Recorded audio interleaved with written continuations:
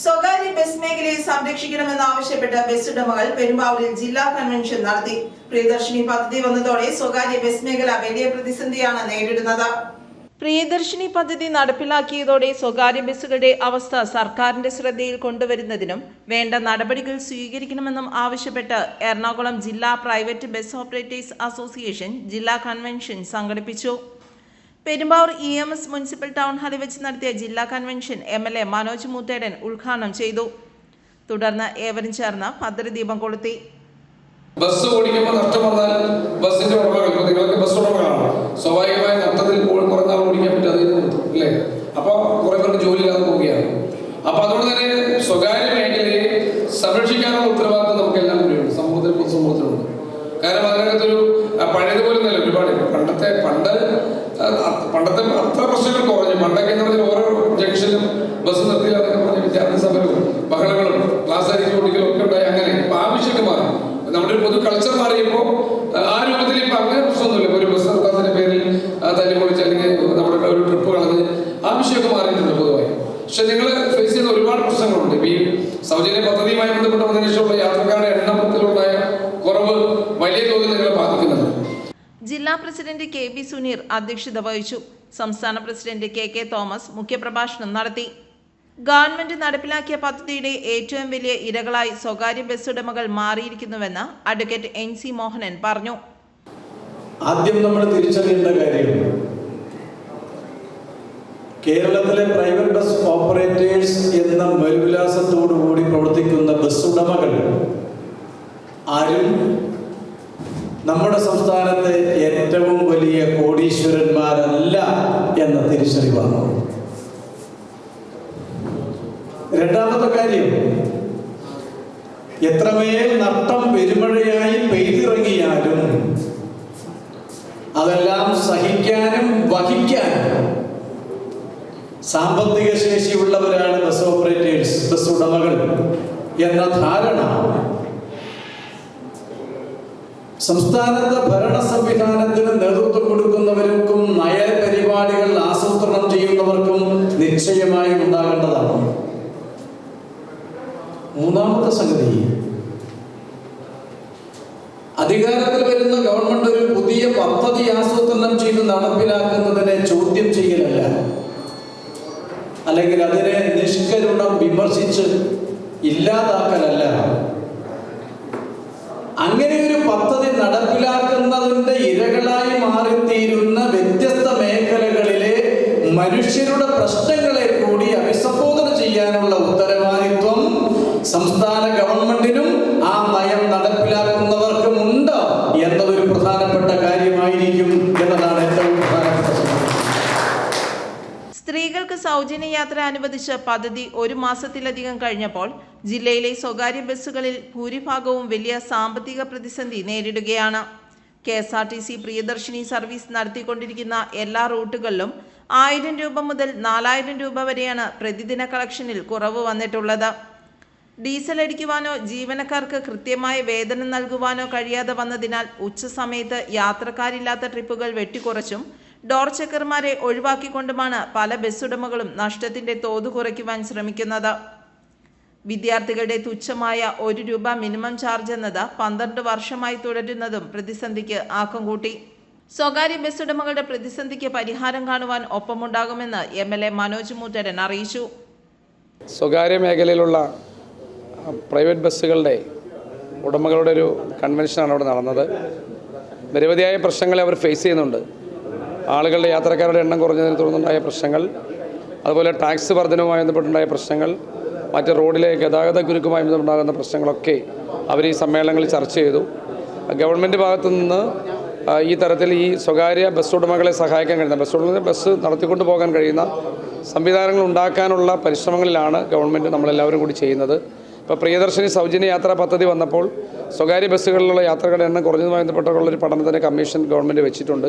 അപ്പോൾ ആ പഠന റിപ്പോർട്ടിൽ ഇവർ കുറേ കാര്യങ്ങൾ മുന്നോട്ട് വെച്ചിട്ടുണ്ട്, ബദലായ നിർദ്ദേശങ്ങൾ കൂടി വെച്ചിട്ടുണ്ട്. അതെല്ലാം ഗവൺമെൻറ് പരിഗണിച്ച് ജനപ്രതി എന്നുള്ള നിലയിൽ അത്തരം കാര്യങ്ങൾ കൂടി നമ്മൾ കൂടി ഗവൺമെൻറ് തലത്തിൽ ശ്രദ്ധയിൽപ്പെടുത്തി ഈ കമ്മീഷന് മുമ്പിലൊക്കെ MLA എന്നുള്ളതിലൊക്കെ അവരെ ശ്രദ്ധയിൽപ്പെടുത്തിക്കൊണ്ട് അത് പരിഹരിക്കാനുള്ള ശ്രമങ്ങളായി മുന്നോട്ട് പോകും. എന്നാലും സ്വകാര്യ പ്രൈവറ്റ് ബസ്സുകൾ നമ്മുടെ നാട്ടിൽ ഉണ്ടാകണം. അത് ഏതെങ്കിലും ഒരു വികസന പദ്ധതികൾ വരുമ്പോൾ അത് അവസാനിച്ചു പോകുന്ന സാഹചര്യം എന്നതിനേക്കാൾ ഉപരിയായി ഇവിടെ പ്രശ്നങ്ങൾ കേട്ട് ഇതിന് പരിഹാരമുണ്ടാക്കി നമുക്ക് സൗജന്യ പദ്ധതി മുന്നോട്ട് പോകണം, ഇവിടെ പ്രശ്നങ്ങൾക്കും പരിഹാരം ഉണ്ടാക്കണം. ആ നിലയിലുള്ള ഒരു പൊതുവായിട്ടുള്ളൊരു സമവായത്തിൻ്റെ മാർഗം സ്വീകരിച്ച് സ്വകാര്യ ബസ് ഉടമകൾക്ക് ഇത് മുന്നോട്ട് കൊണ്ടുപോകാൻ കഴിയുന്ന സാഹചര്യത്തിലേക്ക് പോകാൻ വേണ്ടിയുള്ള പരിശ്രമങ്ങളുമായി ഞാൻ ഉണ്ടാകുമെന്നാണ് ഇവരെ അറിയിച്ചിട്ടുള്ളത്. ഗവൺമെന്റിന്റെ തെറ്റായ സമീപനമാണ് സ്വകാര്യ ബസ് മേഖലയുടെ തകർച്ചയ്ക്ക് കാരണമെന്ന് അഡ്വക്കേറ്റ് NC മോഹനൻ അഭിപ്രായപ്പെട്ടു. സ്ത്രീകൾക്ക് KSRTC ബസ്സുകളിൽ സൗജന്യ യാത്ര ആരംഭിക്കുന്നതിന് നമ്മുടെ നാട്ടിലുള്ള ആരും എതിരു നിൽക്കാനുള്ള യാതൊരു സാധ്യതയുമില്ല. ആദ്യം എല്ലാ KSRTC ബസ്സുകളിലും സൗജന്യ യാത്ര നൽകും എന്ന് തെരഞ്ഞെടുപ്പ് മാനിഫെസ്റ്റോയിൽ പറയുക, അധികാരം കിട്ടിയതിന് ശേഷം അത് ഓർഡിനറി ബസ്സുകളിൽ മാത്രമായി പരിമിതപ്പെടുത്തുക. എന്നാൽ ഇത്തരത്തിലൊരു നൂതനമായ സംരംഭം കേരളത്തിൽ നടപ്പിലാക്കപ്പെടുമ്പോൾ അത് ഏറ്റവും കൂടുതൽ ബാധിക്കുന്ന ഒരു വിഭാഗമെന്ന് പറയുന്നത് കേരളത്തിൻ്റെ സാമൂഹ്യ സാമ്പത്തിക മേഖലയിൽ നിന്നും മാറ്റി നിർത്താൻ ഒരു തരത്തിലും കഴിയില്ലാത്ത കേരളത്തിലെ പ്രൈവറ്റ് ബസ് ഉടമകളും ആ ഉടമകളുടെ സംഘടിതമായ പ്രസ്ഥാനമെന്ന നിലയിൽ പ്രൈവറ്റ് ബസ് ഓപ്പറേറ്റേഴ്സ് അസോസിയേഷനുമാണ്. പ്രൈവറ്റ് ബസ് ഓപ്പറേറ്റേഴ്സ് അസോസിയേഷനുമായി ചർച്ച നടത്തി ഇതുമൂലം നഷ്ടത്തിലായിട്ടുള്ള പ്രൈവറ്റ് ബസ് ഓപ്പറേറ്റേഴ്സിൻ്റെ ബസ് ഉടമകളുടെ പ്രശ്നങ്ങളെ ശരിയായ നിലയിൽ അഭിസംബോധന ചെയ്ത് അവർക്ക് സാമ്പത്തിക ആശ്വാസ പദ്ധതികൾ നടപ്പിലാക്കി അവരെ ഈ വ്യവസായ രംഗത്ത് നിലനിർത്താൻ ആവശ്യമായ നടപടികൾ സ്വീകരിക്കാനുള്ള ഉത്തരവാദിത്വം കേരളത്തിലെ സർക്കാരിനുണ്ട്. ആ ഉത്തരവാദിത്വം നടപ്പിലാക്കണമെന്നാവശ്യപ്പെട്ടുകൊണ്ടാണ് എറണാകുളം ജില്ലയിലെ ബസ് ഉടമകൾ പെരുമ്പാവൂരിൽ ഒരുമിച്ച് ചേർന്നിട്ടുള്ളത്.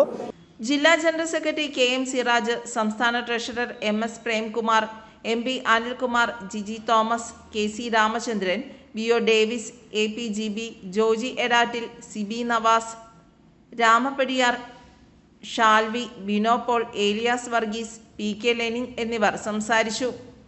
കേരളത്തിലുടനീളം എല്ലാ ജില്ലകളിലും പ്രിയദർശിനി ഫ്രീ യാത്രയുമായിട്ട് ബന്ധപ്പെട്ട് ഇത്തരത്തിൽ ജില്ലകളിൽ കൺവെൻഷൻ നടത്തി, അതേപോലെ ധർണാ സമരങ്ങൾ നടത്തി ജനങ്ങളെയും സർക്കാരിനെയും ഞങ്ങൾ ഈ സാമ്പത്തികമായിട്ട് ഇപ്പോൾ നഷ്ടപ്പെട്ടിരിക്കുന്ന ഈ വിഷമം അറിയിക്കാൻ വേണ്ടിയാണ് ഇത്തരത്തിൽ കൺവെൻഷൻ ഞങ്ങൾ നടത്തുന്നത്. ഞങ്ങളുടെ സംസ്ഥാന ഭാരവാഹികൾ എല്ലാ ജില്ലകളിലുള്ള ജില്ലാ ഭാരവാഹികളടക്കം മന്ത്രിമാരെയും മുഖ്യമന്ത്രിയെയും 140 നിയോജക മണ്ഡലത്തിലെ MLA-മാരെയും ഞങ്ങൾ നേരിൽ കണ്ട് ഞങ്ങളുടെ ഇപ്പോഴത്തെ ഈ ആഗസ്റ്റ് 15-ാം തീയതി ആരംഭിച്ച ഈ പ്രിയദർശിനി ഫ്രീ യാത്രയിൽ ഞങ്ങൾക്ക് ജൂൺ 15-ാം തീയതി ആരംഭിച്ച ഈ പ്രിയദർശിനി യാത്രയിൽ ഞങ്ങൾക്ക് നഷ്ടപ്പെട്ട സാമ്പത്തിക വിഷമങ്ങളും കാര്യങ്ങളും ഞങ്ങൾ 140 നിയോജക മണ്ഡലത്തിലെ MLA-മാർ ഞങ്ങൾ അറിയിച്ചിട്ടുണ്ട്. അപ്പോൾ അതിൻ്റെ ഭാഗമായിട്ട് ഇവിടെ ഒരു 5-അംഗ ഒരു കമ്മിറ്റിയെ നിയോഗിച്ചു. കഴിഞ്ഞ ദിവസം എറണാകുളം ജില്ലയിൽ ആ സിറ്റിംഗ് നടന്നു. ഇന്നലെ കോഴിക്കോട് നടന്നു. അടുത്ത ദിവസങ്ങളിൽ അടുത്ത ജില്ലകളിലെല്ലാം നടന്നതിന് ശേഷം 45 ദിവസത്തിനുള്ളിൽ ഇത് പഠിച്ചിട്ട്, കാരണം ഇതുമായിട്ട് ബന്ധപ്പെട്ട് ബസ് ഉടമകൾക്കുണ്ടായ നഷ്ടങ്ങൾ അത് കൃത്യമായൊരു കണക്കെടുത്തിട്ട് അത് ആ ഒരു കമ്മിറ്റി മുൻപാകെ അവതരിപ്പിക്കാൻ വേണ്ടിയാണ് ഈ നിയോഗിച്ചേക്കുന്നത്. തീർച്ചയായിട്ടും ഞങ്ങളുടെ വിഷമങ്ങൾ ഞങ്ങൾ പറഞ്ഞിട്ടുണ്ട്.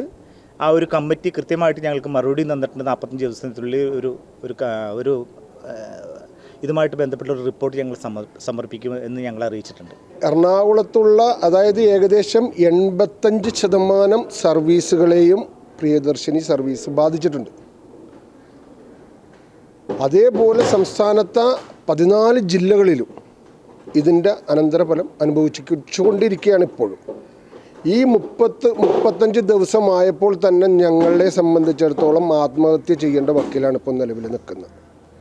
ഓരോ ബസ്സുകൾക്കും മാസം 50,000 രൂപയിൽ മേലെ EMI അടവുള്ള സ്വകാര്യ ബസ് വ്യവസായത്തെ നിലനിർത്തണമെന്നാണ് ഞങ്ങൾ സർക്കാരിനോടും ജനങ്ങളോടും പറയുന്നത്. എല്ലാത്തിലും ഉപരി ഇന്ന് നമ്മുടെ ഈ കൺവെൻഷൻ ഉദ്ഘാടനം ചെയ്ത MLA വരെയും പറയുകയുണ്ടായി, 1 രൂപ നിരക്കിൽ ഇന്ന് വിദ്യാർത്ഥികൾക്ക് യാത്രാ ആനുകൂല്യം കൊടുക്കുന്ന ഈ വ്യവസായത്തെ തീർച്ചയായിട്ടും പ്രൊട്ടക്റ്റ് ചെയ്ത് നിലനിർത്തും എന്നാണ് MLA പറയണത്. ആ ഒരു വ്യവസ്ഥിതിയിൽ ഇന്ന് 1 രൂപയ്ക്ക് എന്ത് കിട്ടും? ഒരു 100 വിദ്യാർത്ഥികൾ കയറിയാലാണ് 1 ലിറ്റർ ഡീസലിന് 108 കൊടുക്കണം, നമുക്ക് 1 ലിറ്ററെങ്കിലും ശരാശരി. അതും പകുതി പ്രിയദർശിനിയിൽ കൊള്ളയടിച്ചു പോയി. അതായത് ലേഡീസായ കുട്ടികൾക്ക് പ്രിയദർശിനിയിൽ ഫ്രീ ആണ്. അതും അപ്പോൾ ഈ 1 രൂപ പോലും ഞങ്ങൾക്ക് കിട്ടാത്ത ഒരു അവസ്ഥയിലാണ് ഇന്ന് ഈ പ്രിയദർശിനി സർവീസുമായിട്ട് സംസ്ഥാനത്തെ ഈ പ്രൈവറ്റ് ബസ് വ്യവസായത്തിനെ ബാധിച്ചിരിക്കുന്ന രൂക്ഷമായ വിശേഷം. അതിനോടനുബന്ധിച്ച് നമ്മളിപ്പോൾ പറഞ്ഞിട്ടുണ്ട്, പിള്ളേരുടെ സാമ്പത്തിക ഭദ്രത ഇന്ന് ഒരു ബസ് നടത്തിക്കൊണ്ടു പോകുന്ന അല്ലെങ്കിൽ ഒരു ഉടമയെക്കാട്ടിയും കൂടുതലാണ്. കാരണം അവരുപയോഗിക്കുന്ന ഐഫോണ്, അവരുപയോഗിക്കുന്ന കഴിക്കുന്ന ഭക്ഷണം, ആ ഒരു പരിഗണന പോലും ഈ വ്യവസായത്തിന് കൊടുക്കാതെ ഇത് നിലനിൽക്കണമെന്ന് ജനസമൂഹമാണ് വിലയിരുത്തേണ്ടത്. അത് ഇതിൽ രാഷ്ട്രീയം വൽക്കരിക്കാനോ അല്ലെങ്കിൽ രാഷ്ട്രീയം പറയാനോ ഒന്നും ഞങ്ങളെ ആളല്ല. ഞങ്ങൾ രാഷ്ട്രീയത്തിന് അതീതമായ ഒരു സംഘടനയല്ല, ഞങ്ങളൊരു സ്വതന്ത്ര സംഘടനയാണ്. ഈ പ്രൈവറ്റ് വ്യവസായം ഈ കേരളത്തിൽ രൂപീകരണപ്പെട്ടതിന് ശേഷം ആദ്യമായി ഉടലെടുത്ത ഒരു ബസ് ഉടമകളുടെ സംഘടനയാണ് ഞങ്ങളുടെ. അതുകൊണ്ട് ഞങ്ങൾക്ക് ഈ മരണം വരെയും ഞങ്ങളുടെ കാരണവന്മാരായിട്ട് ഞങ്ങൾ ഈ വ്യവസായത്തിൽ വന്ന് എനിക്കിപ്പോൾ 55-56 വയസ്സായി. ഇനി എനിക്കൊരു മറ്റൊരു ജോലിക്ക് പോകാൻ പറ്റില്ല. അപ്പോൾ പൂർവികരും തന്ന ഒരു വ്യവസായത്തിൽ നമുക്കിത് ജീവിതമാർഗമാണ് ഞങ്ങളുടെ. ഈ ജീവിതമാർഗത്തെ നിലനിർത്തണം എന്നുള്ള ഒരു ഡിമാൻഡാണ് ഞങ്ങൾക്കുള്ളൂ. കാരണം ഞങ്ങൾക്ക് ഇനി വേറൊരു തൊഴിലെടുക്കാൻ പോകാനോ അല്ലെങ്കിൽ ഞങ്ങൾ വേറൊരു വ്യവസായത്തിലേക്ക് പോകാനോ ഉള്ള ഒരു സാമ്പത്തിക സ്ഥിതിയൊന്നും ഇന്ന് ഞങ്ങൾക്കില്ല. News desk, Perumbavoor.